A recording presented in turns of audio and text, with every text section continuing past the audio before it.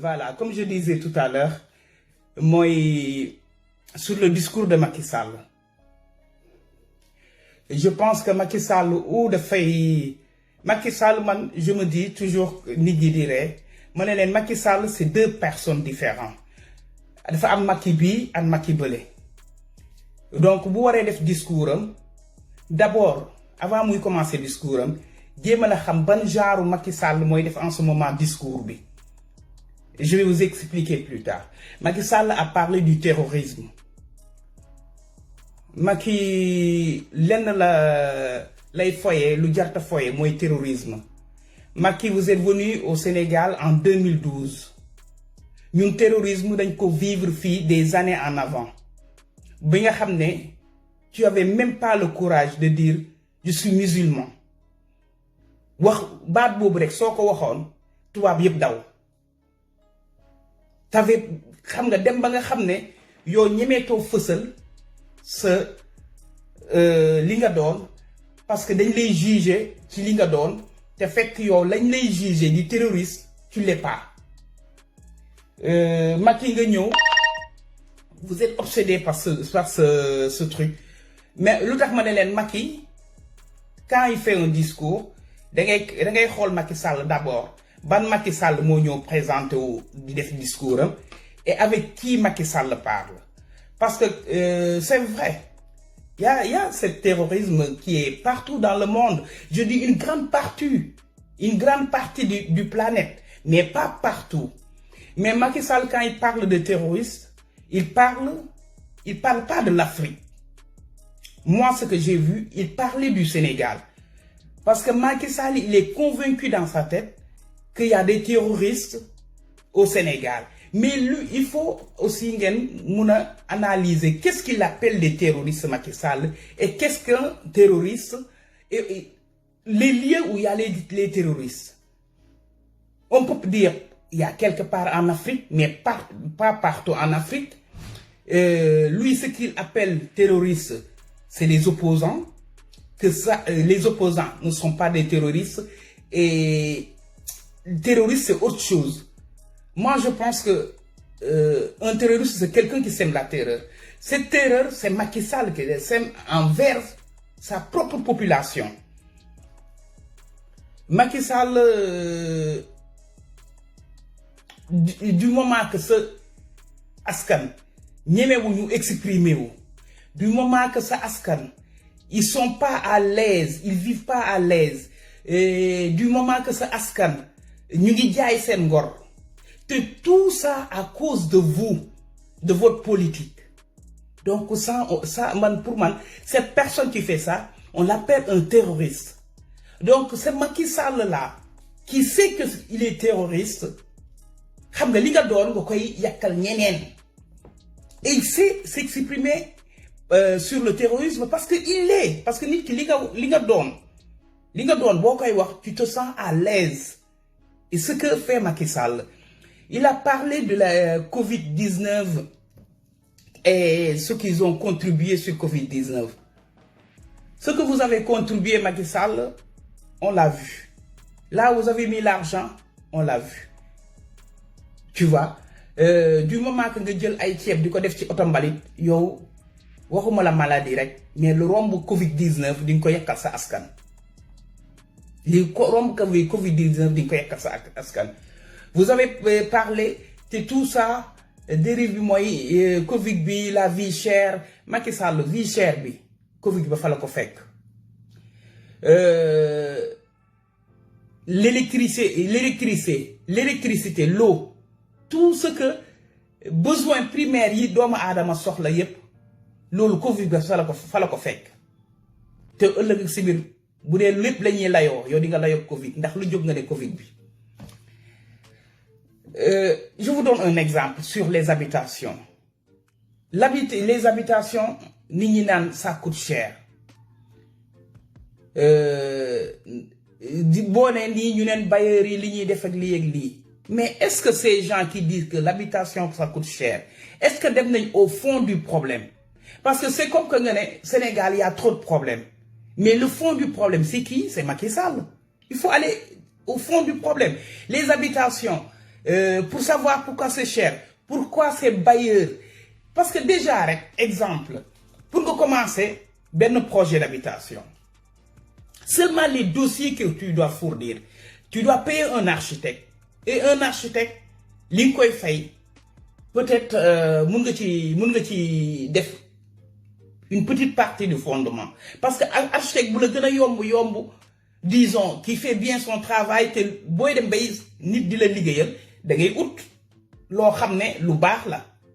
l'architecte, ça va te coûter sur les 5 millions. D'abord, c'est le début. Parce que nous devons focaliser qui ciment vous faire, vous cher, de l'eau, de trucs, béton vous faire, vous cher. Alors que, nous gagnons cher lolo. Parce que tu dois chercher un assureur, quelqu'un qui te ligue, assurer, un contrôleur du bâtiment, tout ça. Entre l'assureur et le contrôle du bâtiment, tu dépenses 10 millions. Gagnons l'architecte dit 5 millions. Donc, tu as 15 millions à fournir avant de gagner de ça ciment. Et ces gens, ils te disent, non, tu dois me payer ça parce que nous, ils font ces études, ils font ces employés, ils font les taxes du gouvernement. Et tout ça, c'est de l'argent. Donc, vous voulez faire les moyens chers, ça veut dire que vous voulez faire le bâtiment, vous voulez une tonne de ciment à 75 000. Ça, c'est trop. Tu dis que vous voulez faire le ciment. Faire bien au béton au lenen. Mais c'est normal que l'autre vous finit, vous l'êtes pareil. Bailleur bi, pour vous gagner, il faut vous def prix bo xamné. C'est un peu cher. Ndax gouvernement bi teggiwul taxe yi nga xamné mo mëna jappalé les bailleurs no mo mëna jappalé les usines ñu fonctionner. Donc il y a tous ces facteurs. C'est comme moi bu Macky Sall togué, il te parle de l'électricité, de l'eau, de tout ça, mais yo nit ñi naanatuñ ndoxu Sénégal bi ñëpp a ngi ci bouteille. Donc ça veut dire que Macky Sall déjà da nga war a contrôler du moment que nga xam ne yooyu yëpp cher na du moment que nga xam ne yooyu yëpp ñu am difficulté mais Macky Sall donc tu connais le problème du Sénégal. C'est inutile nga dem di ko exposer l'Afrique. Toi tu as un problème chez toi que tu n'arrives même pas à résoudre. Bu ñu waxee nga dugg ci ay ce truc de terrorisme lu kii. Moi, je toujours Macky Sall, buy wax da ngay xol fa muy waxé. Macky Sall fa muy waxé waxut ak l'Afrique parce que l'Afrique ne l'intéresse pas. Il s'en fout de l'Afrique. On l'a nommé président, je sais pas, blablabla, mais c'est pas son problème. Parce que bu dee yow jiit nga fu am problème di nga fa tweeter. Macky Sall ñi muy tweeter da ngeen koy dañ koy xoolaat. Dafa am ñu muy tweeter ak ñu dul tweeter. Macky Sall dafa am ñu muy wëri ak ñu dul wëri. Donc ça veut dire que il parle de ce qui l'intéresse, pas de tout le monde. Quand il dit mu ñëw ci affaire avant lolu mu né fondamentalement xam nañ né le problème de l'Afrique. Et là il parle du Sénégal encore. Pour moi c'est pas l'Afrique. Il sait que l'Afrique semence bi moy engrais bi moy problème bi, mais lolu tout le monde l'a dit. Yo xam nga ko ba di ko wax. Donc, qu'est-ce que tu dois faire? Macky Sall, il y a tellement d'espace au Sénégal. Adji Ndaw, je devais faire le live là-bas. Bu ngeen démé xol sama ay live amna ben espace bu ma doon tok durant l'été. Du sama bureau, du sama kër. Espace bobu, ñun xam nga qu'est-ce qu'on a créé? Un truc bo xamné on cultive Macky Sall. On n'a même plus besoin de cultiver par terre. Nous allons faire myrtille, nous allons faire tomates, nous allons faire tous les légumes. Tous les légumes. C'est de faire ça, chèvre indien, bidom adam du tour. Mais pas bien ramener de quoi tour pour manger, mais bien ramener de quoi tour pour santé. Cet espace, on a des hectares là-bas. Et bon, ça fonctionne toute l'année. Parce que Adji Ndaw moom mu ngi ci lépp. Ça fonctionne toute l'année. toute l'année on n'arrête pas instant bii bu ma fa demoon léegi employé yaa ngi ci biir di liggéey xam nga donc yow waxatuma la donc te ñun ñu fii on n'a pas d'espace donc on est obligé de cultiver ci kaw noonu la ñuy cultiver yow nag au Sénégal tu as assez d'espace nga toog di jooy semence nga toog di jooy say population di xiif bu ma demee tey dinaa ko vidéo tegal leen ko dugal ko ci page dinaa fa aw tey pour wan leen ne Macky Sall ça l'intéresse pas le Sénégal c'est pas son problème il sait juste faire des beaux discours wax lii ñu ne Macky Sall voilà discours am bi mais ñun on en a marre des discours ndax su ma toogee fii di wax ak yéen ba suba ci heure bii nii te li ma la ñuy waxal yóbbul leen fenn dekku leen fenn vous devez comprendre que Macky Sall il a fini il peut pas régler le problème du Sénégal ñun ñoo ko mun a régler comment le régler comment je vais y revenir après il a parlé des réseaux sociaux ne dañuy joxe ay fake news Macky Sall je me dis moo tax ma ne Macky Sall est-ce qu'il est normal est-ce que des fois du beneen Macky Sall mooy métaphorosé wax di wax ak ñun mais du Macky Sall réel bi Macky Sall nous qu'est-ce qu'on a dit de fake sur les réseaux sociaux rien nous on parle de la vie chère au Sénégal te loolu àdduna bi yépp xam nañ ko loolu du fake bi loolu du fake que Sénégal électricité bi cher na que Sénégal le lot c'est cher la vie est chère doomu aadama yi lekkatuñ añ reer ndekki njogonolu y a 4 repas ils font plus ces 4 repas ñu koy def ñu néew lañ ñun loolu lañ wax di te loolu du ay fen du fekk Macky Sall on parle ci seen malgestion bi moo causé yii yépp loolu du fekk bi Macky Sall on parle le fait que les jeunes ne travaillent pas loolu du fekk bi loolu c'est la pure des réalités Macky Sall on parle des hôpitaux que amul dara y a rien coton sa yaa koy jëndali sa bopp Macky Sall tëj nga récemment le Dantec ñi amee cancer ñu ngi wadd di dee comme ay mouche te Sénégal du benn journaliste bu dem wax ci loolu benn journaliste machine bi ñuy defee comment dirais-je rajo paan na leneen lii paan na lii yàqu na nit ñi ñu ngi la ñuy jël di la ñuy yóbbu ci ay hôpital yoo xam ne seeni dossier réer ce qui est plus grave mooy foofu des gens seen dossier réer balaa ñu koy reconstruire dossier boobu nit kooku dee ñun de loolu la ñuy wax Macky Sall te loolu du ay fen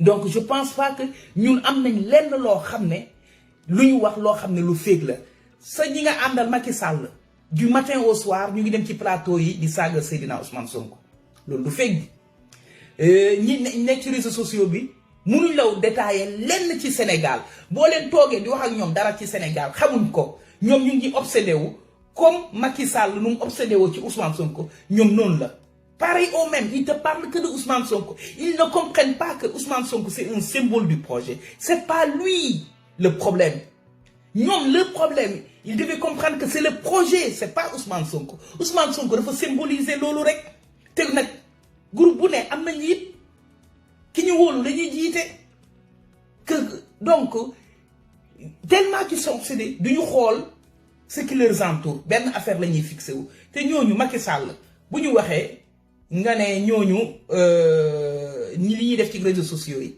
yow tu es le seul terroriste Macky Sall le seul semeur de terreur buy jël sa ay ñooñ bu ñu saagaan nit doomu aadama bu leen deful dara amul fenn foo mun a génnee ne Ousmane Sonko génnee na ci gémmiñam jëmale ko ci ñooñu te ñooñu ñu ngi koy saaga di ko wax lu leen neex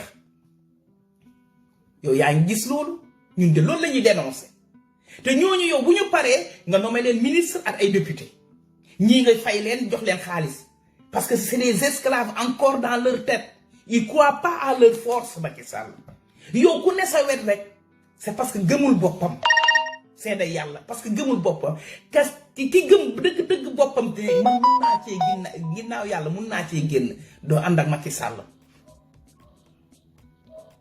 mais askan bu nekk dina am ñu gëm seen bopp ñu am gëmul seen bopp comme ñi doon jaay suñu maam yi tey buñ jaay woon suñuy maam lii yëpp duñ ci yegg ñooñu nag seeni sët moo ne ci sewet yow ñooñu yaa leen jël donc kan moo kon réseaux sociaux yi Macky Sall le problème tu le sais c'est vous monsieur Macky Sall c'est vous le problème yow yaay envoyé say gars ñu dem ci plateau yi amuñ lenn luñ benn discours bu ñu wax lu dul saaga doomu jàmbur nga yow ñeneen ñi ñooy ci réseaux sociaux yi di saaga doomu jàmbur yi du matin au soir parce qu'ils ont rien à foutre dara amuñ luñ ko def liggéeyuñ goruñ yattuñ tàllal loxo lañu xam ki tàllal loxo nag il faut mu wax ko koy jox pour mu wax loolu la de te yeewu ñooñu ils font partie de vous monsieur Macky Sall donc le problème c'est vous yow da ngay génnee problème yi xam problème yi am yaa ngi koy génne c'est parce que vous avez compris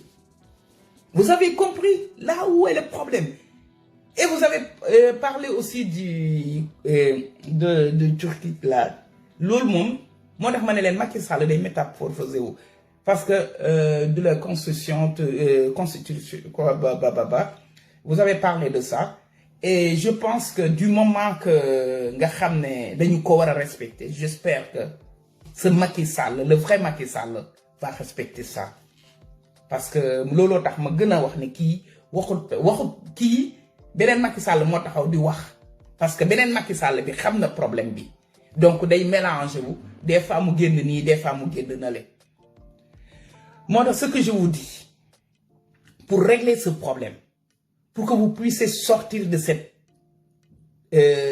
chemin noir de ces problèmes de ce xam nga lu amul loo xam ne amul mucc votre seule et unique chance cette fois-ci c'est au moins yéen ñi nga xam ne am ngeen déjà carte de vote ngeen dem jël ñi nga xam ne amaguñ carte de vote ñi nga xam ne amaguñ pièce d'identité parce que seule arme bu ngeen am pour daaneel Macky Sall c'est ça c'est avoir les pièces d'identité c'est inutile ñuy wax ba ëllëg c'est inutile Macky Sall dinañ ko tontu boo amee bu waxee dara bu nga am sa temps nga tontu ko pare nga ci après tu vas dans l'essentiel mooy ngeen dem uti seen pièce d'identité parce que gis nga boobu da nga koy dóor Macky Sall di ko yëg mais amul leneen loo xam ne lii c'est juste des rappels qu'on lui fait ne que ñun amul lenn luñ wax loo xam ne doo dégg ma saaga keneen sama beneen morom boo xam ne patriote la di Pastef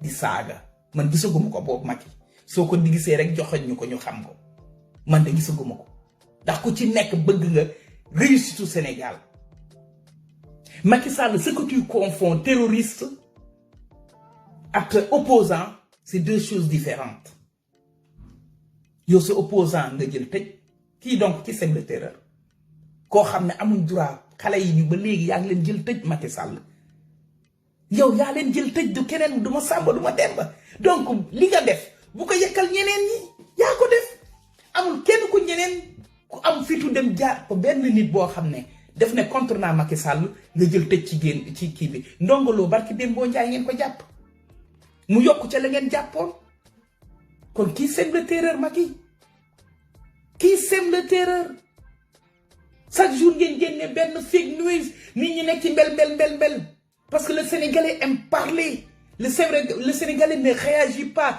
le Sénégalais du def li nga xam ne mooy l'essentiel le Sénégalais au la mu ne ok bu ngeen xamee fi nga xam ne moom nga mën a jàll awale sa adversaire je dis pas ton ennemi parce que c'est pas notre ennemi c'est un Sénégalais comme nous tu vois on le déteste c'est sa gestion qu'on déteste mais c'est notre adversaire du moment que ñun ñu xam fan lañ ko mën a dóoree mu saf mais ñun outil yooyu am nañ ko Macky Sall il peut pas contrôler le monde il peut pas contrôler le Sénégal yow booy jóg di defari sa pièce d'identité Macky Sall yëgu ko xamu ko déggu ko nga dem li jënti ko toog bu inscription jotee ñëwee ma inscrire bés buñ ma ko joxee man taxaw na ko Macky Sall bii laa lay farajee nga koy yëg